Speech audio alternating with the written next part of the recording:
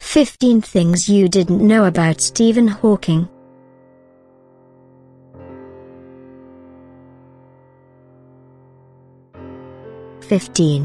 His birthday falls on a very interesting date. Stephen Hawking was born on Thursday the 8th of January 1942, a day that to the regular folk is nothing to write home about, but it has a very interesting history. One of the most significant things about Hawking's birthday is that it is exactly 300 years after the death of Galileo Galilei, one of the greatest astronomers, physicists, mathematicians, and engineer in history. Since Hawking's contributions to applied mathematics, theoretical physics, and astronomy are outstanding in every way, it seems as if 8 January marked the end of one great man and the birth of another.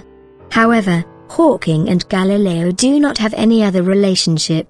Furthermore, 8 January is still special because, among other things, it happens to be Elvis Presley's birthday, North Korea's Kim Jong-un's birthday, and the day, in 1902, when it became illegal to flirt in public in New York.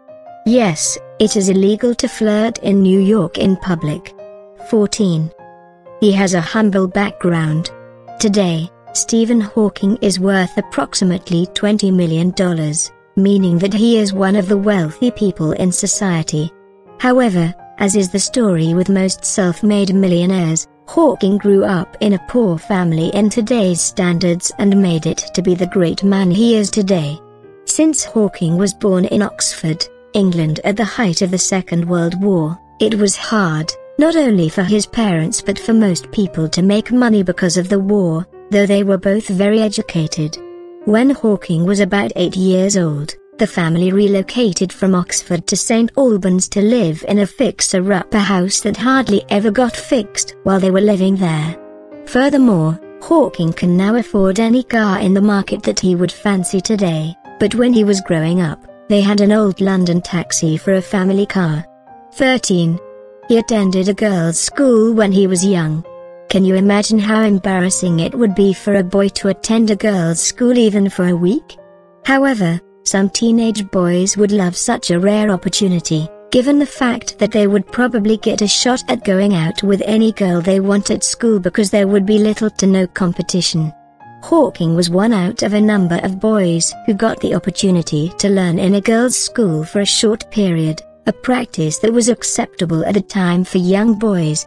For a few months, Hawking attended St. Albans High School for girls, one of the reasons for this being that the family did not have that much money to send him to a mixed boys and girls school, which was a bit further.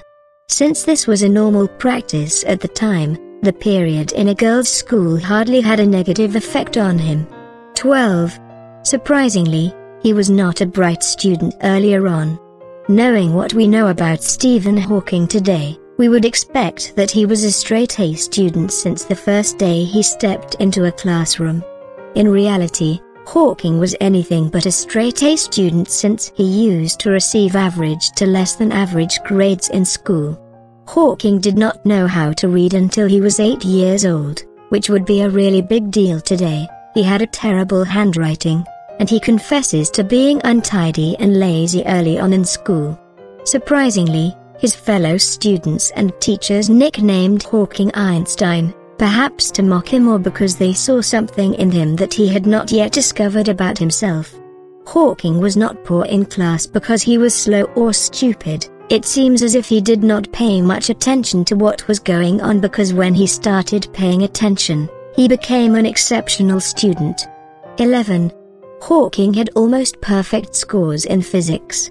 Stephen Hawking getting almost perfect scores in physics is one of the only points in this list that anyone could have guessed and got it right even without having this information.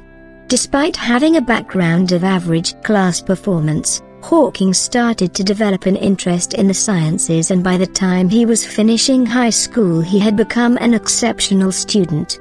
Since he wanted to join Oxford University, he could only do so through a scholarship because his parents could not afford to pay the fees there. Hawking sat for the entrance exam and passed with amazing grades, getting an almost perfect score in physics. In line with just how good he had become, he confesses that the first 2 years of study at Oxford were some of the most boring years he had because he found everything he was learning to be ridiculously easy. 10. He was part of the Oxford rowing team. Most people who do not know Stephen Hawking well would think that he was born paralyzed from the neck down, which is far from the truth. You will be surprised to learn that Hawking was very active in his early years and hardly faced any physical challenges until his early 20s when he was diagnosed with the condition that he presently suffers from. At Oxford, Hawking was part of the Oxford rowing team. He loved to go out dancing with his friends, he enjoyed classical music, and did everything he could to get over his boredom in school. Since Hawking could get amazing grades without studying much, he would spend time socializing and ended up becoming a very popular student. Hawking was so social that he met and started dating his wife-to-be during these years in college, a woman who became and continues to be a pillar of support for him in every way. 9. He was not supposed to see his 24th birthday. Do you remember the ice bucket challenge where people were pouring ice-cold water on themselves and nominating other people to do the same within 24 hours? People from all over the world took this challenge to raise funds and spread awareness about a disease called ALS, amyotrophic lateral sclerosis, or motor neuron disease. ALS causes the gradual death of the neurons that control an individual's voluntary muscles, making such an individual to face difficulty in everything including speaking, swallowing, and even breathing. Hawking was diagnosed with ALS when he was 21 years old in 1963, and doctors gave him just 2 years to live. The amazing thing is that Stephen Hawking is now 74 years old, surpassing the doctors' expectations of how long he would live by well over 50 years. Over the years, Hawking has lost the control of almost every part of his body and he can only communicate through a computerized system using cheek movements. 8. The story behind his voice is very interesting. As the ALS continued to take its toll on Stephen Hawking's body, his speech began to deteriorate to the point that only close friends and family members could hear what he was saying and translate to others. In 1985, Hawking contracted pneumonia while visiting the European Organization for Nuclear Research, a condition that would have cost him his life owing to ALS. Hawking was so sick at the time that doctors were advising his wife to get him out of life support because it seemed as if he would not survive, but she refused. A tracheotomy was one of the consequences of the condition, which led to Hawking losing his speech completely and requiring round-the-clock nursing care. Having no speech, Hawking had to raise his eyebrows at letters to come up with words and communicate. He now uses the Equalizer, computerized word processing software that allows him to choose letters, words, or phrases from almost 3,000 words and combinations. 7. He is not good at betting. Some people make a lot of money from betting and winning their bets, while the bigger population loses so much more than they are prepared to lose because of betting. Although Stephen Hawking does not frequent casinos or bet on which teams are likely to win a championship, he made a bet back in 1997 that he lost. Since Hawking is a science guru and what he says is gospel truth to most in the science community, he made a bet about black holes that only a small fraction of the world are in a position to understand what the bet was really about. Apparently, Hawking was wrong in thinking that the information and mass energy he referred to as Hawking radiation was new and did not originate from the black hole event horizon. What do you think? After much study and research, Hawking came out and said that he was wrong, and paid the price of losing this bet. 6. Hawking held a post that Isaac Newton once held. Most people rightly refer to Sir Isaac Newton as the father of physics and the most influential scientist of all time, owing to the great contributions he made in the field. It is still amazing how Newton and others like him were able to advance fields of study with such limited technology and resources.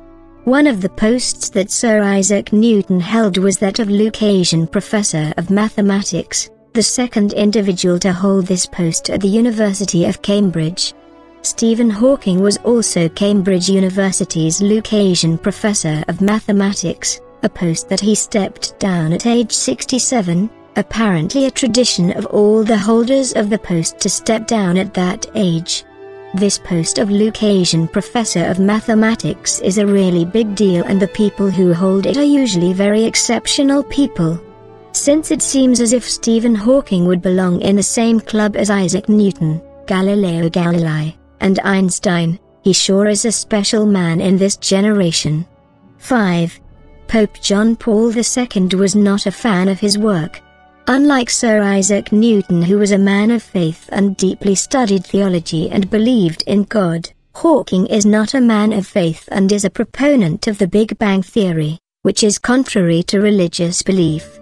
At a cosmology conference at the Vatican, Hawking met Pope John Paul II and had a brief chat with him, where the Pope shared his sentiments concerning how he did not approve of Hawking's work on the beginning of the universe. The Pope had no problem with the study of the universe, he was only uncomfortable in people asking questions about the beginning itself. If it were 300 years back, Hawking would have probably been treated like Galileo, which would not have turned out too well for him. However, Pope John Paul II had declared that Galileo's denunciation by the Church of his time was an error resulting from mutual incomprehension. 4. TV loves Stephen Hawking. How many theoretical physicists do you know? And no, Sheldon Cooper is not a real theoretical physicist, he is a really good actor. It is hard to know some of the present-day academic giants unless you happen to be a student in their fields or in institutions where they teach. Stephen Hawking is different from most other scholars because apart from being famous in learning institutions, he is a celebrity because he appears frequently on TV shows and in movies. Hawking has not only appeared on science-related shows such as the video version of A Brief History of Time or in his biographical films, he has been on very popular shows that have nothing to do with science. Hawking has made appearances on several occasions on shows such as The Simpsons, Star Trek, and The Big Bang Theory.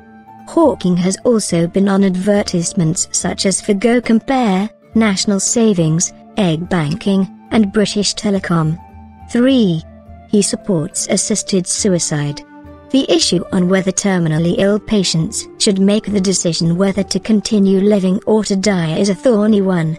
On one side, people consider assisted suicide to be immoral and a crime punishable by law, while on the other side some people consider letting people suffer without cure to be immoral. Stephen Hawking, unlike most of the people who reject the assisted suicide proposal, has lived through many years of losing control of his body to a disease and has confessed to wanting to commit suicide in at least one occasion. The choice of life and death should not be one that any individual should have to make, although in complicated circumstances a complicated answer would be the only way out. Hawking has achieved so much in his lifetime, and he ought to be an encouragement to everyone who lacks any reason to keep on living. 2. He has been married twice. Stephen Hawking's first marriage was to his college sweetheart Jane Hawking in 1965, a woman he met through his sister.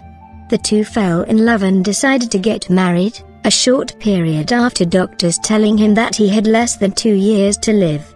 According to Hawking, Jane gave him a reason to live, and the two had a long marriage in which they got 3 children. Owing to Hawking's condition and the lack of privacy in their lives, the relationship between the two strained to the extent that Jane developed romantic feelings for another man. The marriage between the two ended in divorce in 1995, and the two moved on and married other people. Hawking's second marriage was to Elaine Mason in 1995, a woman who was part of a team that made sure he received the round-the-clock care that he needed to survive. The marriage ended awkwardly in 2006 and Hawking never likes talking about it. 1. He believes in the possibility of aliens. If you came across someone who says that he believes that aliens exist and that the government is hiding information about aliens from us in Area 51, what would you think of such an individual? Would you think that that person is insane, or would you just conclude that he has been watching too many science fiction movies? However, as much as the greater population considers that aliens are just a myth, Hawking believes in the possibility of an advanced alien race living somewhere in the universe. Hawking also expresses fears that one day an advanced alien race will come to Earth and possibly wipe out the human race. Furthermore, judging from the approximate size of the known universe, chances are high that alien life does exist, whether more advanced than human beings are or otherwise, since the Earth is not even the size of a drop in the ocean when you compare it to the universe.